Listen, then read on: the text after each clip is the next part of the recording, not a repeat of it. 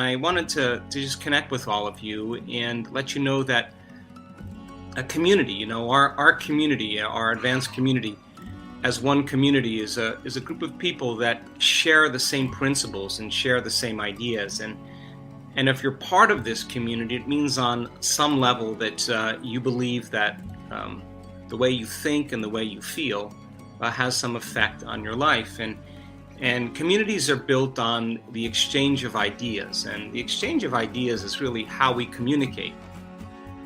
The other thing is the agreement on those ideas. If we share the same understanding of possibility, if we share the same understanding of quantum physics and the scientific model of how mind affects the nature of reality, then we'd have to understand mind and its intricacies, and the neuroscience of neuroplasticity, and how your mind affects your body, and is there electromagnetism that is the result of thoughts and feelings, and can we change our gene expression, and all of these different idealisms tend to create a bond or create a community.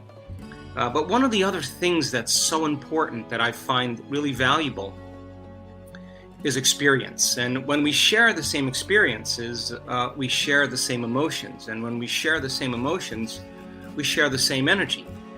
And a community of people that is inseparable during these times of separation and isolation are people that understand that they can connect in a like-mindedness, in a frequency, and an awareness, a consciousness. And if we're unconscious, then we don't see possibilities. But when we become conscious through knowledge and information, I think it's so important, because when we learn something new, we see possibilities we didn't see before. And so many people in this community, your community, are asking really good questions. How do I heal my body? How do I produce elevated emotions? They ask for help and recommendations on what book to read, where should they start, what meditations to get, how do I become abundant? And the fact that you're asking how is really important, because information, knowledge, understanding, philosophy, theory is the first step to understand what you're doing and why you're doing it. But when you make the effort, really make the effort to get started and initiate what you've learned into a practical experience, now you're putting the rubber to the road, and those questions should come up, because the how means you want to understand better what you're doing and why you're doing it. So then our scientific model of understanding helps people to understand what they're doing and why. Our community of people, from its uniqueness, is that we're doers. We are interested in creating new experiences. Now, whether that experience is healing yourself or staying awake during your meditation,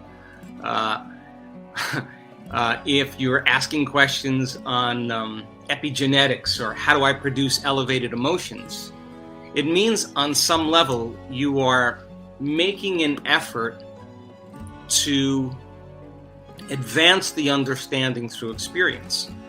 So doing it then causes you to start asking more profound questions, and those questions we have done our best in the books, in YouTube, in some of the courses that we created, and all of the different ways to give you information to keep you inspired. And when you become inspired, you see a possibility that you haven't seen before, and that possibility causes your body to feel energy. You're tapping into an energy or an emotion of the future. And so let's talk about some of the practical applications, because I do want to inspire you that people in this work are healing their bodies. They are creating abundance. They are creating new lives, new relationships. They are having mystical moments that transcend language. But they all started at a certain point of understanding, and it was the practice that caused them to get better at it. And so We have a formula that we have been studying through all the research that we have been doing. And that formula has everything to do with operating your brain at the most efficient level to create a certain level of coherence in your brain, a certain level of holism and order. And that coherent brain allows you to hold a thought, a dream, or a concept without other circuits in your brain distracting you from that vision. And it is a frontal lobe activity. And we see in so many different people that we measure, if they practice it, just like practicing anything, they'll get better at it. But having an intention is sterile without energy. In other words, when you select a new possibility in the quantum field, you're seeing something that you could create. And when you see it, if you're waiting for an experience to happen so you can feel the emotion of the event, for the most part, you're living in lack or separation. We now know then if you can create coherence in your heart, that heart produces a magnetic field that literally causes you to expand your energy. And the more coherent the heart is, the more you can lay the thought of your future on that energy. And I've said many times, the emotions of anger and frustration and suffering and pain cannot hold the thought or the intention of that future, because those energies or those emotions carry a different frequency or intention. So then, when you can combine a clear intention with an elevated emotion, you are changing your energy. And the practice of doing this is the important point, because so many people ask to heal. They want to understand why they're not healing. And for the most part, they haven't learned the formula to heal. They want to create more abundance in their life, but they haven't practiced the formula to create a change or more coherent energy. And the people who begin to do this properly, something magical happens. Their brain begins to change, their gene expression begins to change, their immune system gets stronger, they start having synchronicities in their lives, and it's those synchronicities in their lives that are telling them that what they're doing inside of them is producing feedback in their outer environment to let them know that on some level those coincidences and opportunities is the quantum field or universal mind organizing events equal to their energy. And people in this work that understand that when they get angry and frustrated and impatient, they've lost their connection to their future and they're back to the energy of their past. Now, there's nothing wrong with that. We all learn these lessons as we move along.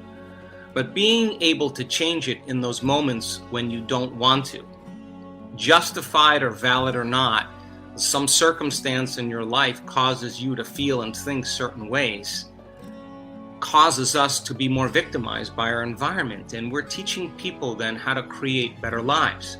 Not just do the meditations and then go unconscious for the rest of their day, but to stay conscious and to stay in the energy of their future. Now, people come to this work for all kinds of reasons. Some people do want their abundance. Some people want a new relationship. Some people want a new career. But really what they want more than anything else is wholeness. What they want is to feel more joy, more love, more freedom. And we teach people how to do that. So not everybody in this work heals. This is a process of discovery.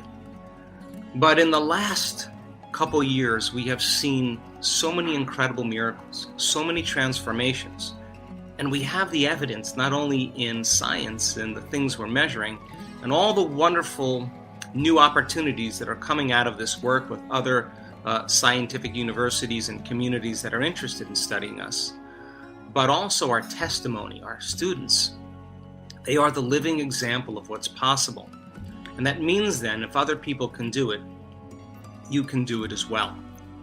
We'll continue with Complete the Quote Challenge. Your job is to complete the inspiring quotes. The first one with the correct answer is the winner. In the previous video we were looking for 2 words of Joe Dispenza's quote, and the quote was: "Health and wellness can be as infectious The correct answer was as disease. So, health and wellness can be as infectious as disease. Congratulations to everyone with the correct answer. Many of you knew the correct answer, but that's because you're familiar with Joe Dispenza and his teachings, which is great. That's why today's quote is also from Joe Dispenza. It's a short but yet very powerful quote, and I'm sure you will also know the correct answer. So the quote is missing for 2 words, and it goes like this. We are not doomed by... Write your answers in the comments below the video. Even if you're not sure what the correct answer is, try and guess. I will give you the correct answer in my next video. So if you don't want to miss my new videos, subscribe and hit the bell button and you'll be noted when my new video is out. If you like this video, give your thumbs up and share it with your friends. Help me make it more popular.